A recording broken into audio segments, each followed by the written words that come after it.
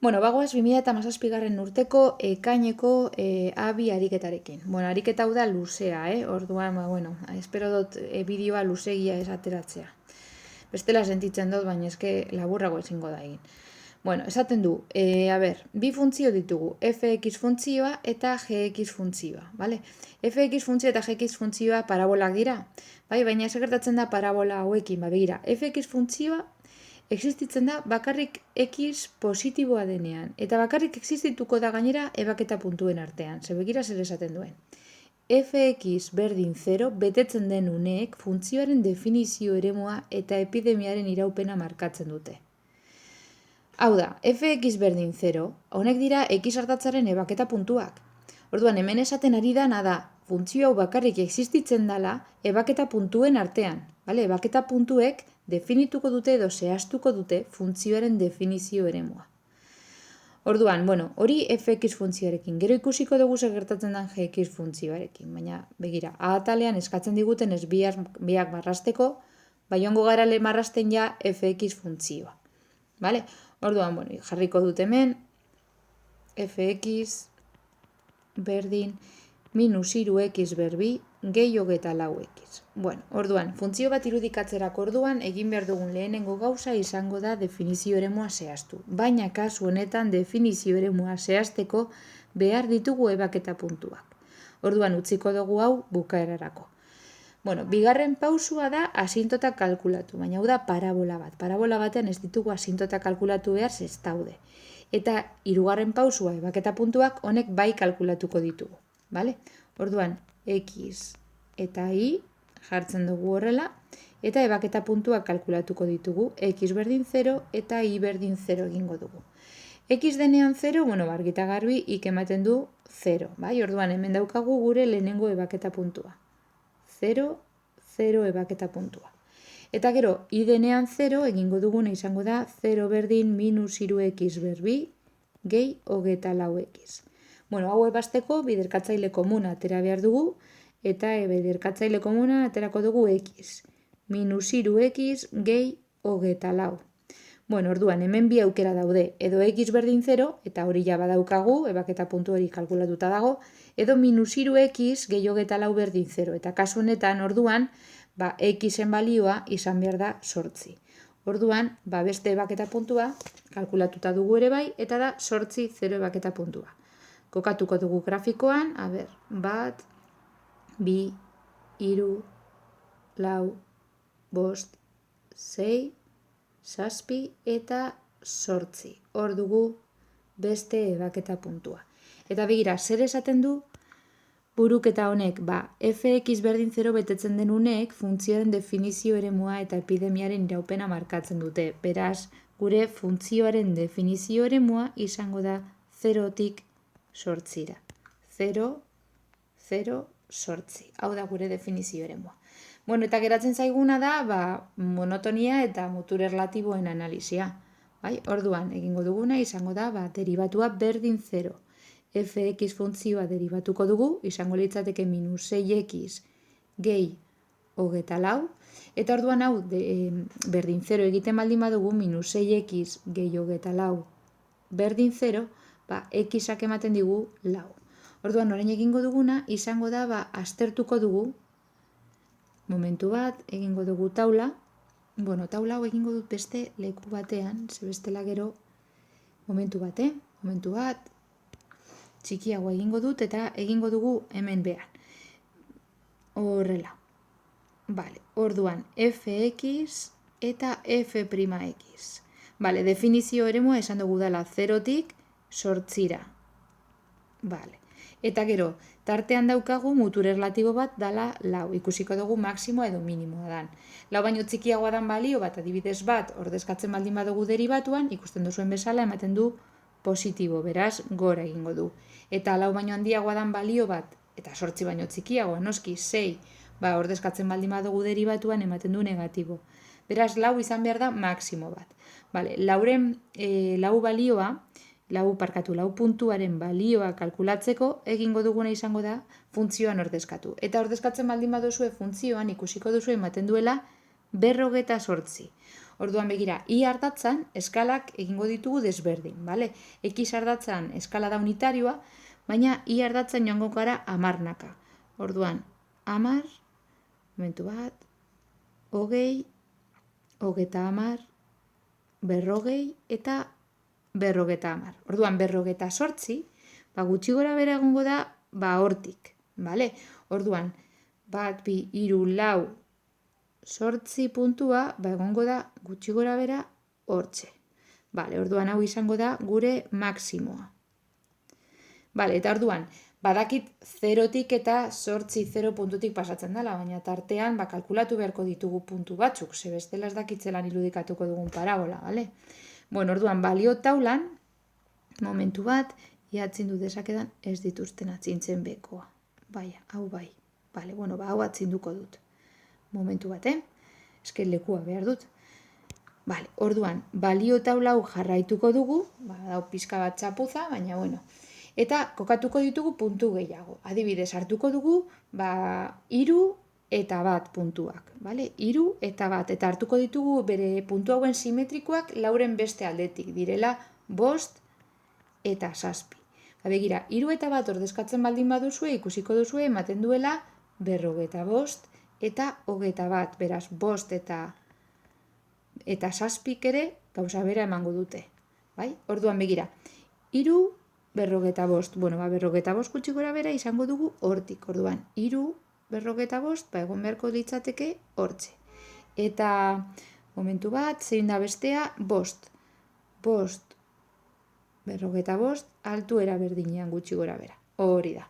Eta gero, 7 eta 1, izan behar da, 21, 21 amar, 20, 21 gutxi gora bera hortik, beraz, hor bat, eta momentu bat, hor bestea. Bale, orduan, orain ja puntu hauekin irudikatuko dut parabola. Fx funtzioa, bueno, gutxi gora bera, ez da bat ere erresa, tabletarekin hau egitea. Momentu bat. Bale. Eta hau izango litzateke fx funtzioa. Bai, goazen orain gx funtzioa irudikatzera, eta lekua behar dudanez urrengo diapositiba batean egin beharko dut. Bueno, bagoaz orain gx funtzioa irudikatzera, eta egingo dugu grafiko berean. Vale? Gx funtzioa buruketak esaten duenagatik da ospitalizatutako gaixo kopurua. Vale? Orduan, hau izango litzateke gaixo kopurua denboraren menpe. Vale? X izango litzateke denbora.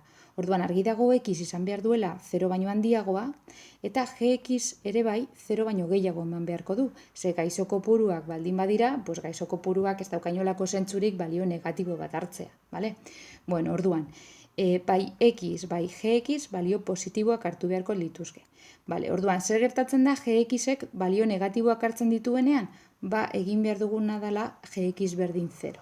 Hau da, pizkat ideia bat izan daigun. Funtzio honetan gertatuko dana izango da, parabola positiboa dan tartean, parabolari egingo deutzagu kasu.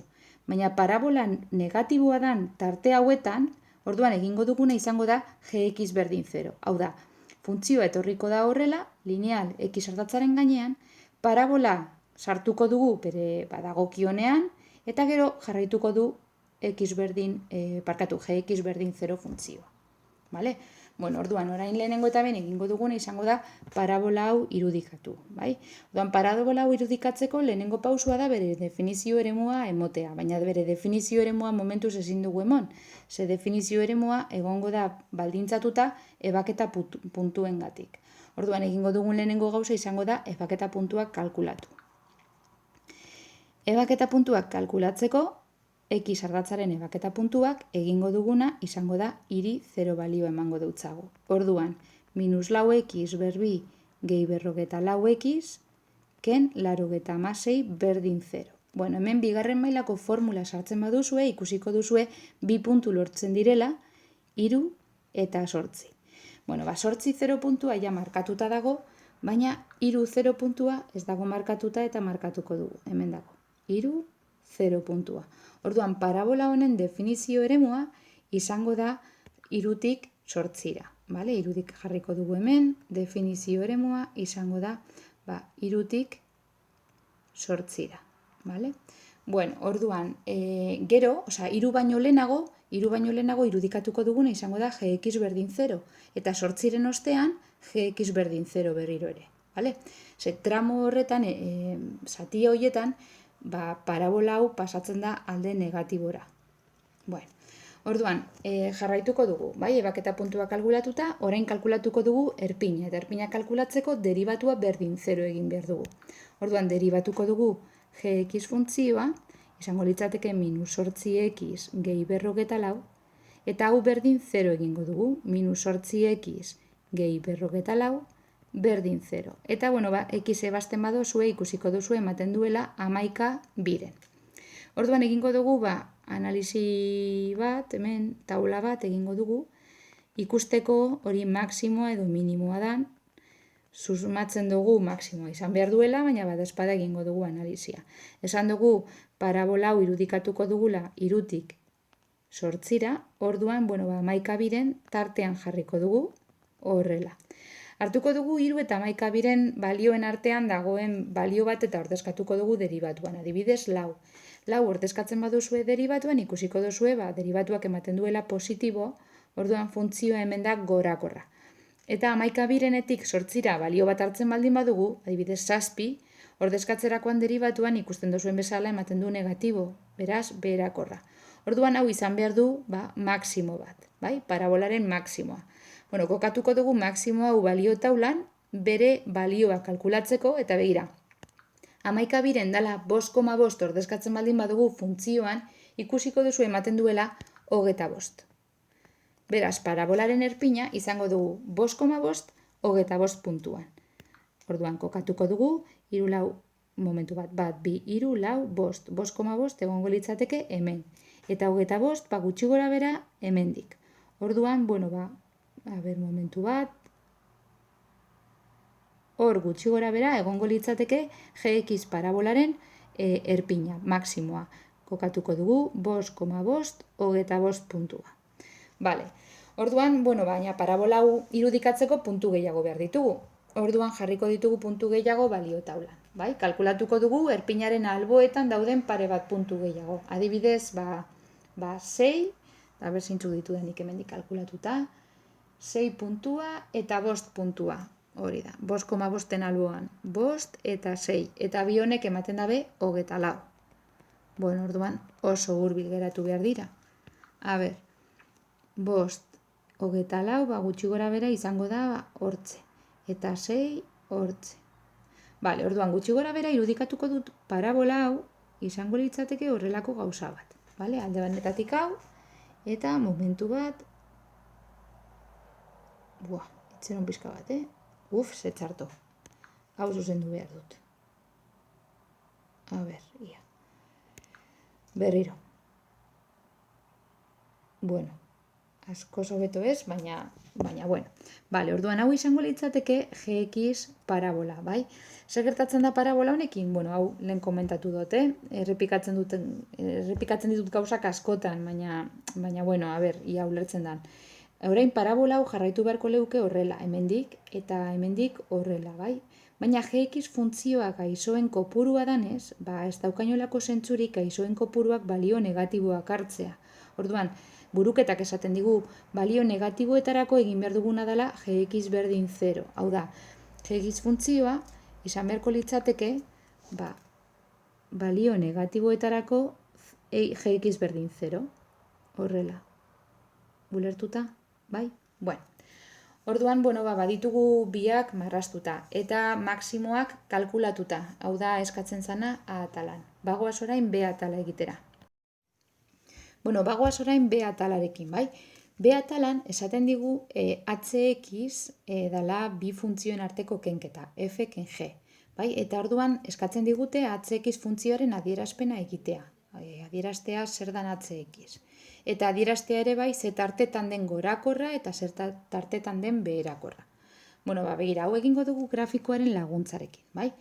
A ber, hx bi funtzioen arteko kenketa baldin bada, zer da egin beharko duguna? Begira, hemen gxek markatuko du egin beharrekoa.